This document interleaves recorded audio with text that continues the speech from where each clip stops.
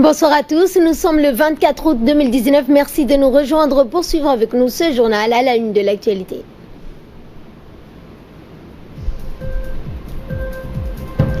Et le CI apporte son soutien indéfectible à la République de Djibouti, à la candidature de Djibouti au poste de membre non permanent de l'ONU. Et Bolsonaro autorise l'envoi de l'armée pour lutter contre les incendies en Amazonie. Mais avant de développer ces titres, ce message de condoléances émanant de la présidence dans lequel le président de la République, Ismaël Omar Guelleh, a adressé ce samedi ses condoléances attristées aux familles djiboutiennes Mohamed Dilleta et Nasser Ali Othman, déplorant tous deux la perte de celle qui a scellé le trait d'union et de l'alliance irréversible entre elles, en l'occurrence Madame Lula Mohamed Dilleta, décédée hier soir. Nous nous joignons donc d'autant plus à la douleur de deux familles endeuillées qu'elle compte de nombreuses personnalités irresponsables ayant longtemps servi avec dévouement et patriotisme notre pays, a déclaré le président de la République. La première dame et présidente de l'UNFD, Madame Khadra Mahmoud Had, s'est jointe également au président de la République pour exprimer ses sincères condoléances à la famille de l'illustre mère djiboutienne décédée. Puisse Dieu l'accueillir, donc la défunte compatriote, dans son paradis éternel, ont conjointement imploré le président de la République et la première dame, née en 1930, Feloula Mohamed Dilleta, dont l'époux est décédé quelques années plus tôt, était une femme attachante, généreuse et accessible à tous. Elle laisse derrière elle une importante famille composée de 7 enfants ainsi que de nombreux petits-enfants. Inna lillahi wa inna ilayhi raji'un. C'était dans les titres. L'Organisation de la coopération islamique a officiellement annoncé aujourd'hui son soutien à la République de Djibouti au poste de membre non permanent du Conseil de sécurité pour la période 2021-2022. L'OCI a également demandé à ses États membres de soutenir la candidature de Djibouti au Conseil de sécurité des Nations Unies.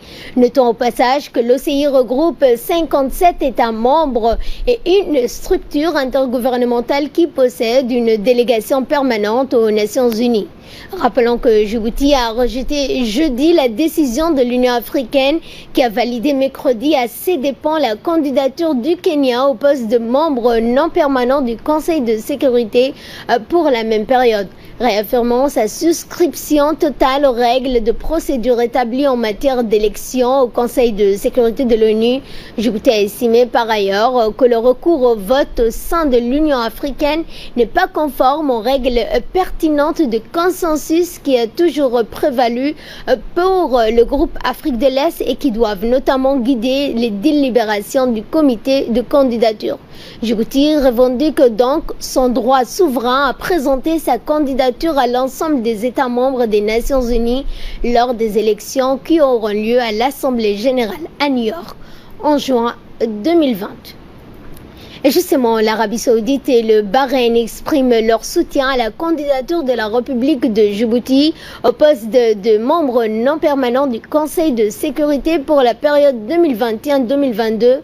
L'ambassadeur djiboutien à Riyad, qui est également doyen du corps diplomatique en Arabie Saoudite, Diadine Saïd Bamkhrama, s'est félicité des déclarations de soutien de l'Arabie Saoudite et du Bahreïn en faveur de la République de Djibouti. Le soutien de l'Arabie Saoudite et du Bahreïn à la candidature de notre pays au Conseil de sécurité est un geste fort. Il s'agit de deux royaumes avec lesquels nous partageons des liens fraternels et surtout historiques. Et nous allons en Turquie où le ministre de la Santé, Mohamed Ouarsama Diria, effectue une visite de travail de 72 heures à Ankara, et ce sur invitation de son homologue turc Fethaddin Koca. Les deux ministres se sont félicités du niveau d'excellence des relations stratégiques basées sur des liens historiques et culturels séculaires qu'entretiennent Djibouti et la Turquie. Les ministres ont longuement discuté de voies et moyens susceptibles d'insuffler une nouvelle dynamique à la coopération sanitaire entre les deux pays, en particulier en matière d'organisation de caravanes médico-chirurgicales, de formation spécialisée au bénéfice de médecins djiboutiens, d'évacuation sanitaire de patients djiboutiens vers la Turquie. Il a également été question de la construction d'un hôpital pédiatrique pour relever la qualité de la prise en charge hospitalière des enfants. Le ministre de la Santé a également visité l'hôpital de la ville d'Ankara, qui est le plus grand hôpital d'Europe et le 3e du monde par sa capacité. Et retour à Djibouti, dans le cadre de la lutte antivectorielle, le ministère de la Santé a procédé à une série de formations sur la pulvérisation intradomiciliaire en faveur des agents d'hygiène de la capitale et des 5 régions de l'intérieur.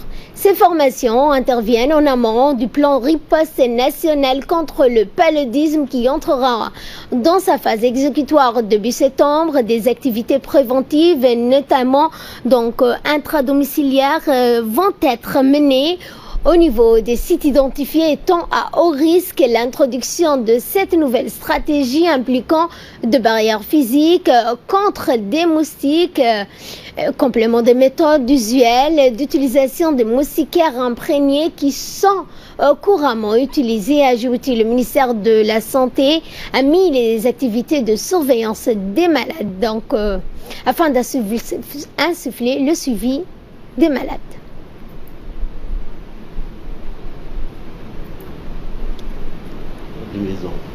Et toutes les études entomologiques ont démontré la présence des moustiques à l'intérieur des maisons. Ceci est facilité par nos modes de conservation, de stockage de l'eau dans les maisons et le manque d'utilisation de moustiquaires et ainsi manque de protection individuelle qui consiste à prendre des produits répulsifs. Mais en mêlant ces activités, il y aura parallèlement les activités de destruction des gîtes et ces programmes ne peuvent réussir sans l'implication de la communauté. Et dans notre dossier de ce 22h, nous parlerons de l'économie et notamment l'impact économique de la route Tadjoura-Balho pour l'accélération de l'économie dans cette zone du pays, mais aussi un processus de décentralisation. C'est un magazine de la rédaction et un commentaire de Mohamed Abdelrahman. De la visite du Premier ministre, une délégation de haut niveau et plus précisément le comité composé des autorités civiles et militaires concernées en charge de la mise en place des services nécessaires de la route Tadjoura-Balho qui sera bientôt inaugurée se sont rendus hier à Balho dans la région de Tadjoura. Cette délégation a été composée du directeur général du port et corridor de Tadjoura, M. Mohamed Aboubakar Humed, le directeur de contrôle et de surveillance de la douane, Mohamed Hassan Ousmane, le président du conseil régional de Tadjoura, le représentant de Djibouti Télécom à Tadjoura, M. Hussein Abdul Karim Sid, le colonel Robleh Ali Mohamed, responsable des affaires administratives et financières de la gendarmerie nationale, mais aussi d'autres responsables civils et militaires. La délégation a emprunté le tronçon Tadjoura-Balho depuis le carrefour de Pékin-9 et sont arrivés sur le site où seront implantés les différents services et le poste frontalier. À leur arrivée, la délégation a été accueillie par les habitants de ce village de Balho, à savoir les Okal et les élus locaux.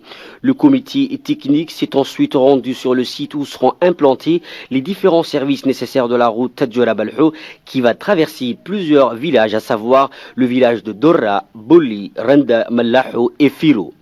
Plusieurs sujets ont été abordés sur place par les responsables, à savoir l'architecture des différents services et surtout leur emplacement. Ce comité technique va mettre en œuvre tous les moyens afin de permettre à cette route d'être propice au développement local et de donner un coup d'accélérateur au processus de décentralisation au niveau national et celui de l'intégration régionale en cours. Après une longue discussion autour de l'emplacement des différents services, le comité technique s'est encore déplacé sur un autre site où il est prévu de construire d'autres installations en lien avec les services nécessaires de la route Tadjoura-Balho. Actuellement, nous sommes en déplacement sur le site de Balho. La voie sera ouverte bientôt et le port de Tadjoura, nous l'espérons, sera opérationnel à la première semaine du mois de septembre. Nous sommes actuellement accompagnés d'une délégation gouvernementale. Il y a la police de frontières, la douane, les services d'immigration, la gendarmerie nationale et toutes les installations qui vont collaborer vont bientôt s'installer sur le site de Balho. Et nous espérons que dans les 2 semaines prochaines, que le site, la voie sera ouverte à la circulation pour l'ensemble du trafic de marchandises transfrontaliers à destination de l'Éthiopie. Par ailleurs, il est prévu qu'au début, environ 1000 camions par jour, 500 entrants et 500 sortants, vont utiliser la route de Tadjoura-Balhou. La route Tadjoura-Balhou est vitale pour l'économie du pays et l'accélération du processus de décentralisation si cher au président de la République. Et enfin, avant de clôturer cette mission de travail, le comité technique s'est rendu sur le site provisoire de ces différents services du tronçon Tadjoura-Balhou. Ainsi, le comité technique a inspecté les lieux de ce site provisoire qui va accueillir les différents services, à savoir la douane, le service de l'immigration, la sécurité routière, mais aussi d'autres services nécessaires au bon fonctionnement de la route Tadjoura-Balhou. Le rôle de la gendarmerie sur cet axe sera de veiller à la fluidité du trafic, de secourir les blessés en cas d'accident et de dégager les voies. Donc pour cela, nous sommes en train de faire une reconnaissance non seulement de l'axe, mais aussi de déterminer les emplacements, c'est-à-dire que les sites d'implantation de nos unités. Pour votre information, la gendarmerie compte installer au moins 4 unités sur l'axe, 4 brigades, renforcées par un escadron qui sera chargé de la surveillance de la sécurité sur l'axe, la sécurité routière, plus la sécurité des personnes et des biens, tous les usagers qui vont emprunter cet axe. Donc c'est une mission très importante.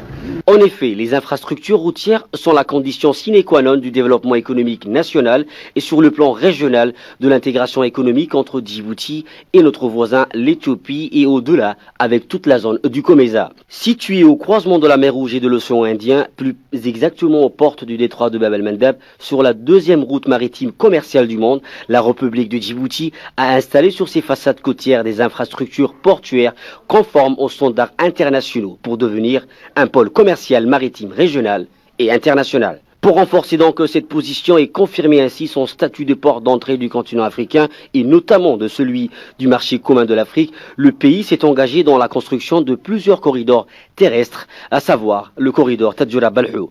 La route Tadjoura-Balhou participe à la vision plus large de la connexion du commerce interafricain, un projet africain visant à connecter le continent de l'Est à l'Ouest via la route sur une distance de plus de 6000 km, ce qui permettra la connectivité du continent qui est vitale afin de réduire les obstacles au commerce entre les pays africains et ainsi réaliser les promesses de la zone de libre-échange continentale. Il y a un grand pas pour le développement de région. On suit le développement et comme vous voyez, on est à la frontière et on va répondre aux besoins de ce que demandent les différentes associations au niveau de la télécommunication, de l'Internet et tout. Voilà. Et on est prêt pour aider le développement et soutenir le développement du pays. Rappelons que la construction de la route Tadjoura-Balhou a duré longtemps et a nécessité un financement conséquent. Mais il faut savoir aussi qu'elle aura des conséquences positives pour le développement de la région de Tadjoura, pour l'économie du pays et l'accélération du processus de décentralisation. L'achèvement de ce corridor nord qui sera inauguré dans les 2 semaines à venir va accroître sensiblement et à coup sûr les échanges commerciaux entre la République de Djibouti et la République fédérale de l'Éthiopie. Par ailleurs, ce corridor va désenclaver la région de Tadjoura et plus précisément les localités les plus éloignées du pays. En sport et sous l'égide du secrétariat d'État à la jeunesse et au sport, le centre de développement communautaire de Cheikh Moussa a organisé dans la journée d'hier de multiples activités sportives, éducatives et culturelles afin de sensibiliser les jeunes sur la protection de l'environnement. De ce fait, des actions seront entreprises dans les autres quartiers et le CDC va servir de plateforme à la population pour mener à bien ces actions de civisme. Dans le cadre de la lutte contre la contrebande et le trafic illicite de marchandises de contrebande, l'armée BIAS, en étroite collaboration avec les douaniers, ont intercepté dans la journée d'hier une importante marchandise de contrebande de cartons de cigarettes de marque Benson et de cartons de médicaments pharmaceutiques et de produits cosmétiques pour femmes, ainsi que des cartons de lait qui sont acheminés par des contrebandiers en provenance d'Éthiopie pays. Selon la procédure standard en vigueur, cette quantité a été détruite par la présence des douaniers et de l'armée. Le directeur général de la douane et des droits indirects, Gouled Ahmed Youssouf, le préfet de la région d'Ali Sabieh, Mohamed Wabari Assoué, se sont respectivement félicités de l'étroite collaboration d'éléments de la douane, de l'armée, donc d'Ali Sabieh, qui ont participé à ces opérations de lutte contre la contrebande. Et nécrologie pour clore l'actualité nationale, nous avons le regret de vous annoncer le décès de feu Ibrahim Ahmed Adé, survenu hier soir à Djibouti. Le défunt feu Ibrahim Ahmed, né en 1940 à Tadjoura, était une personnalité très appréciée par son entourage. Engagé dans la gendarmerie en 1963, où il a fait toute sa carrière jusqu'à sa retraite, il laisse derrière lui une nombreuse famille, dont une veuve, 7 enfants et petits-enfants. En cette circonstance douloureuse, nous partageons la douleur de la famille et nous présentons nos sincères condoléances à toute sa famille, notamment son frère Youssouf Ahmed, ancien journaliste de la RTD, et son neveu Ousmane Abdallah Ahmed, notre collègue de la RTD. Nous prions le bon Dieu de l'accueillir dans son paradis éternel. Inna lillahi wa inna ilayhi raji'un. Et de là, nous passons à ce qui domine l'actualité internationale, et notamment concernant le G7. 5 pays africains sont invités au G7 de Biarritz: l'Égypte, l'Afrique du Sud et le Rwanda. La Troïka de l'Union africaine, de même que le Sénégal, le Burkina Faso, présents respectivement, représente le NEPAD, le G5 Sahel. Le thème général du sommet est la lutte contre les inégalités, sujet qui concerne l'Afrique en premier plan, mais aussi plusieurs autres thèmes abordés concerneront aussi le continent, à commencer par l'insécurité au Sahel. À Biarritz, la France espère rallier tout le monde avec ce l'on décrit de sources diplomatiques comme un nouveau partenariat pour la sécurité au Sahel. Les participants africains au sommet ne manqueront pas, quant à eux, de soulever 2 questions qui restent en suspens: les sommes allouées par les pays du G7 et la zone d'intervention exacte de ce partenariat qui pourrait s'étendre jusqu'au rift du lac Tchad. Et pour terminer, en Amazonie, Bolsonaro autorise l'envoi de l'armée pour lutter contre les incendies. Alors que la pression internationale s'intensifie, le président brésilien a par décret autorisé à partir de samedi aujourd'hui, et pour une durée d'1 mois, le gouverneur des États concernés à recourir à l'armée pour l'identification et la lutte contre les foyers d'incendie, ainsi que pour des actions préventives et répressives contre des délits environnementaux. S'exprimant dans une allocution télévisée, il a dit considérer que le record du nombre d'incendies survenus cette année en Amazonie était dû à une sécheresse inhabituelle, après avoir considéré les incendies comme étant naturels, puis avoir accusé des organisations non gouvernementales de les avoir allumés. Bolsonaro a organisé vendredi une réunion interministérielle pour envisager des mesures à prendre. Selon les données du gouvernement, les incendies dans la partie brésilienne de la forêt amazonienne, laquelle représente plus de la moitié de ce vaste ensemble tropical, ont augmenté de 83% cette année et ont détruit de vastes étendues de cet important poumon de la planète. Voilà, c'est tout pour ce journal. Merci à vous de l'avoir suivi. Excellente soirée à toutes et à tous.